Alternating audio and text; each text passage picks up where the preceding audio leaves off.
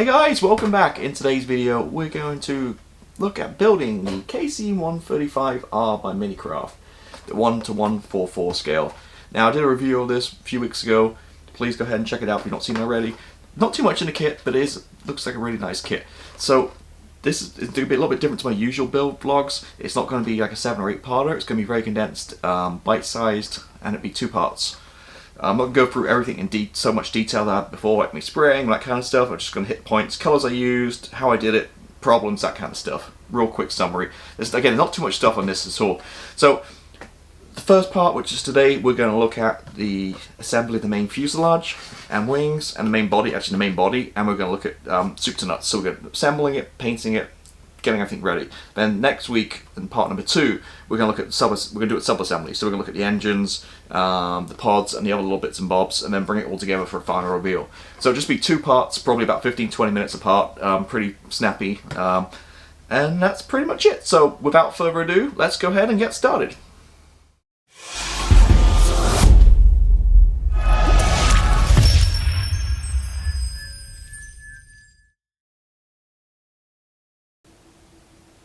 So here's where we're at with about probably 3 hours work maybe.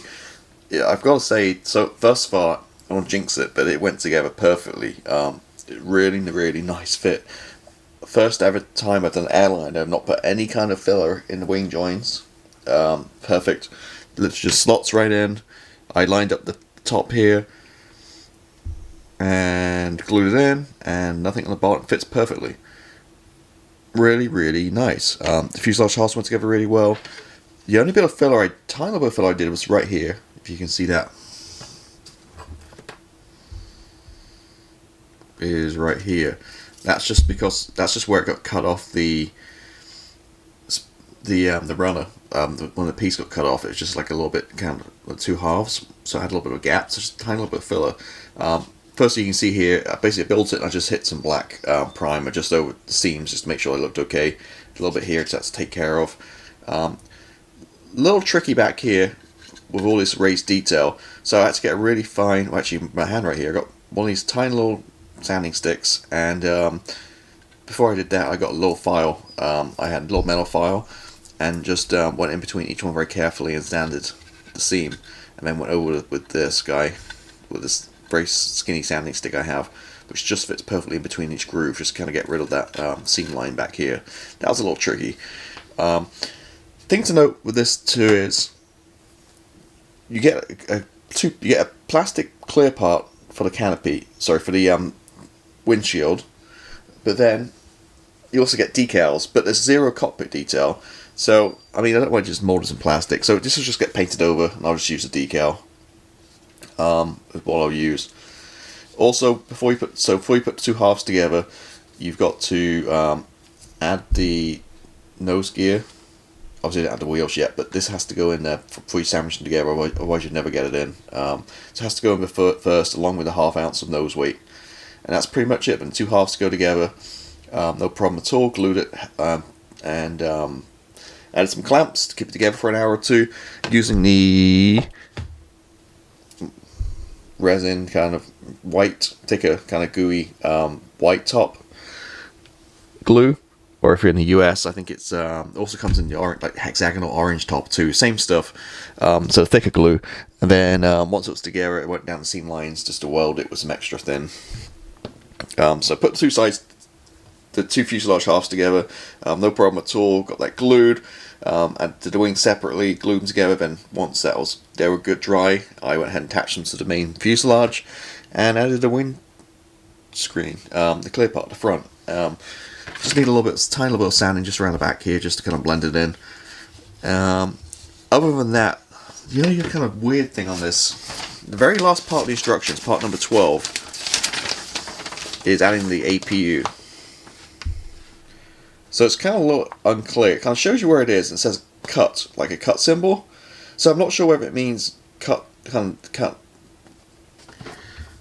the raised kind of the ribbing kind of around here, or it actually means cut and sink it in. So I looked at some pictures online, the real thing, and some other people's models, and the real thing is not kind of raised, it kind of set in. So what makes me think the proper way to do it is cut that weird kind of shape in the fuselage and then stick it in. Other people I've seen online just basically just threw that part on the side, and it doesn't look right. It sticks out too far. So firstly, I don't know why this is part number 12, the last part. You think this would be part number 1. The first, it's a bit of an afterthought. You think you'd be doing the surgery and stuff at the very beginning before adding all the rest of the stuff. So, just ripped it up. So what I did was, I initially thought, well, maybe scratch build it, maybe drill a couple of holes on the side and then get some tubing cut it real thin, like 1/2 mil or something, and attach it on the outside. Looking at the reference pics. In the end, what I did was I just took the part and basically just sanded on a coarse sanding stick, just ran it across here, up and down, to basically do an inch of its life, so it's wafer thin. And then I also actually sanded off the grooves. Focus it in a little bit. So what I did was I sanded off the grooves, this little part right here, so it sat flush, and like I say, I sanded it to like an inch of its life, and then glued it in, and I'm quite happy. I think once it's primed and painted, it's going to look really good. I went with a sanding stick and just went around the outside, just blended it in, but the detail of the APU there, I think for me it's the best option. It stands out a little bit, like I say, from close up, I think because also that's black and that's lighter plastic, it's not primed yet, but once it's, like I say, once it's all primed, it's all going to blend in, and yeah, I think that's the best way to do the APU, to be honest with you. So it's really thin. It's really kind of level the fuselage and just the actual exhaust nozzles themselves are kind of sticking out. And that's pretty much, I think, what else. Oh yeah, and obviously because I sanded this, I went for it with rescribed these lines across the top, and anywhere else where I sanded. But you can see it's turning out really good. So that's the main kind of assembly built. What I'm going to do is then I'm going to get this primed up and painted, and then all the rest of the stuff will be done separately. The engines look quite nicely detailed. The engines, the pods, the fueling pods, the gear, the main gear, and the bay doors, and that kind of stuff. The ballast tank, they'll be painted separately and then added on at the end.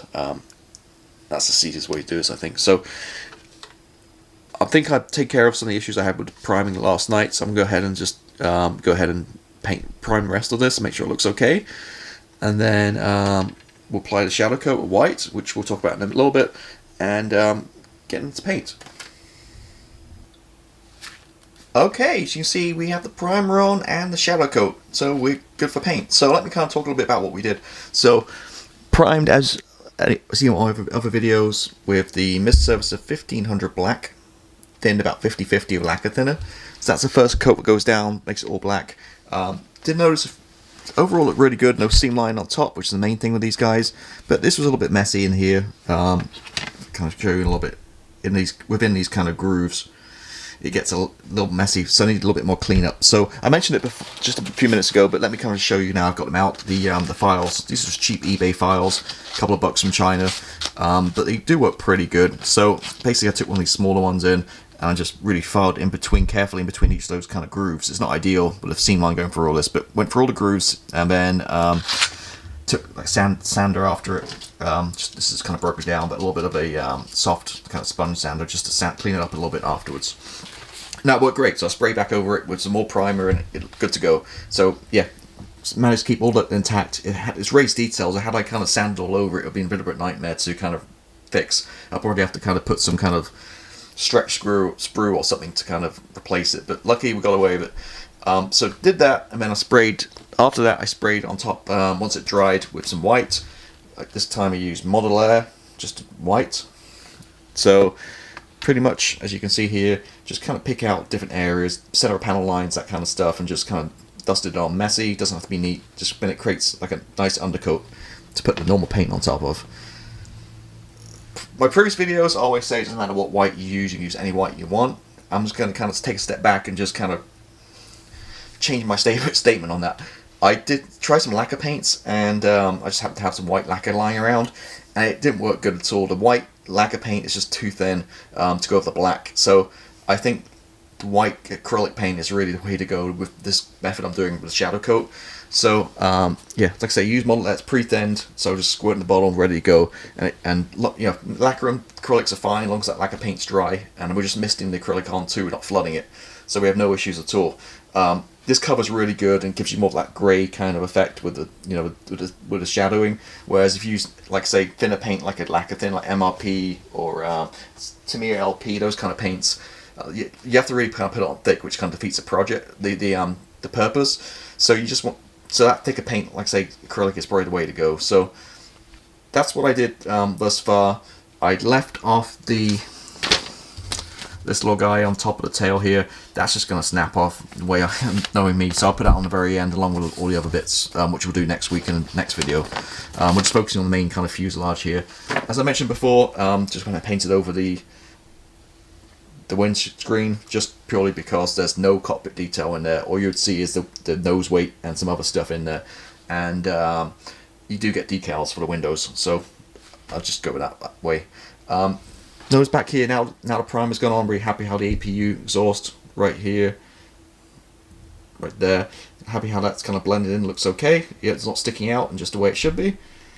And that's kind of really it. So next step is the paint. So I'm going to throw up a picture right now, if I remember, of what I'm kind of using to kind of as a guide. So as you can see in that picture, I do want it weathered, and there's definitely distinct kind of colours there. It's obviously the neutral grey, but you can definitely see the dark grey kind of around those power lines, around the front kind of cargo door area and along the wings. So I definitely want to kind of create some visual interest by doing different shades. So rather than going out and getting paint, which is the proper FS 36173, which is neutral grey, I have, to me, a neutral grey, which is XF50. Is it 50? Yeah, XF53. Oh, by the way, I don't know if I've mentioned this before, but a lot of people use those kind of like nitrile or like latex gloves when they paint. I just use good old dish gloves when I'm handling my models and paint. They're easy to put on and off. They're not like stuck to your fingers, and you have good grip. So I've had these for months, and that's maybe years, and they just keep reusing them. So that's, because you're wondering what I'm wearing here. But anyway, going back to this, XF53. So I did a little test kind of sample last night on this cup here. Ignore the blue in the background. So XF53 is that color at the top, the dark color. Looking at some reference pictures, that's a little too dark. What I should say is the box itself is, I won't go by the box color, it's way too greeny grey. That's not a good color at all. But the actual color itself, so is more like a neutral kind of normal, well, if there's a normal grey, so many different shades of grey. But like I say, XF53 is that top color, the little splodge right here. What I did was added some white, probably maybe 10-20% white to it, mixed it up, and then it gave me this color here, which is really good. That's kind of really looking like my reference pictures, if you've seen, and what it really looks like. So I'm going to go ahead with XF53. I'm going to mix some white in to get that kind of lighter grey color, and use that for the main color all over, or the wings, the fuselage, everywhere. And then this darker color, just neat, or maybe just add a little touch of white, maybe like 5% white, for those darker areas, which you saw in the picture, like on the wings, and there's all panels, pick out some panels around the front cargo door, and that kind of area. So that's the game plan, what I'm up to. So let me go ahead and get this painted up. What I'll do at the same time is I'll get the horizontal stabilizers, I'll get them primed up, and we'll just paint those all together. They'll be painted separately, so I can weather them a little bit easier and stuff, but while we've got paint in the gun, we might as well just paint all that at once. So let me go ahead, mix the paints up, and get it painted, and we'll come back and see how it looks. Okay, so we've painted the whole fuselage in that kind of lightened XF53 color. Went down beautifully. It's one of those things where all these paints come out, MRP, Hataka, AK, all these different paints come out, and you go try them, and then you come back and use like a Tamiya XF, and you forget how nice they are to spray. It went down beautifully. Just used the straightforward X20A thinners, not self-leveling thinners, just the X20A, and it went down absolutely beautiful. So smooth, perfect finish. So very, very happy with that paint choice. So as you can see, I masked up a few little areas, as we talked about earlier. Went with the dark colours, went with a straight XF53 out the tin, no licensing. And yeah, so mask it. I'll let this dry for a little bit, then we'll peel the masking off. But I just kind of want to show you this a little bit. I didn't think it's going to be that much masking, to be honest with you, but it turned out to be tons of stuff needed. Just those few little spots. So hopefully it's going to look good. When I peel that off, it'll be a slight tonal difference, and create some more visual appeal to the aircraft. I think it should pay off for that hard work with the masking. So I'm going to let it dry a little bit, peel the masking off, and then we're going to paint the front bit with the black.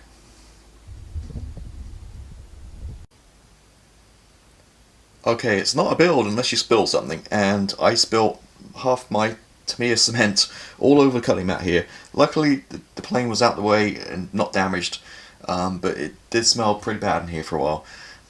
So, as you can see, we are painted. So I really like the way it turned out. I'm glad I did a two-tone. So in the end, I just went ahead and did straight XF53 for the dark piece, for the dark parts. I didn't even light it, to be honest. I just straight out the tin, and I really like the contrast with the kind of lighting color I used. I gotta be careful because the black nose is still a little bit wet at the front there. So yeah, see, I painted the kind of part of the wing per the picture I looked at, and the front of the flaps, sorry, the slats, and then just picked out a couple of panels. Let me just kind of put my glove on. I'll show you a little bit.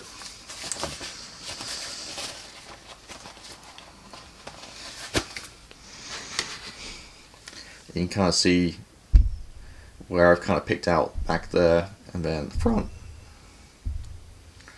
and then painted the mast and painted that nose, very distinctive shape, with black. As always, modeling, I never use pure black or white, so I used rubber black.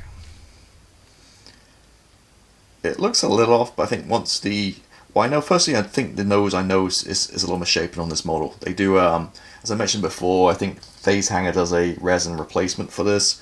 If you want to cut the whole front end and put a whole new nose on. But for me, you know, I just like building out of the box. I'm not a rivet counter, and I think it'd be fine the way it is. So it's not tricky to hold. So just like I say, the nose is still a little wet, where I just painted black a few minutes ago. And then on here, you can see where I went around that front cargo door, and again on the wings, just very subtly, just use that shade darker. So I'm really glad I lightened it. So the whole thing's going to be a lot darker once you get the wash on and all the weathering and stuff. It's going to be a lot darker, but again on the underneath, just the front right here on the slats, and yeah, really kind of happy how it turned out. So I actually went ahead and just did the horizontal stabilizers too. As you can see, I kind of just painted the front of those two a different color right there, just to kind of tie in with the rest of it. So once that's on, it's going to like start looking apart. But like I mentioned, I want to weather those separately. Again, look at the nose. Really happy how it turned out. Painting wise, it's a little tricky to mask, but no bleed or anything. You can't beat Tamiya tape. And that's it. So I'm going to wrap this video up right now. This is more than enough for part number 1, I think. So we'll come back next week to part number 2, where we'll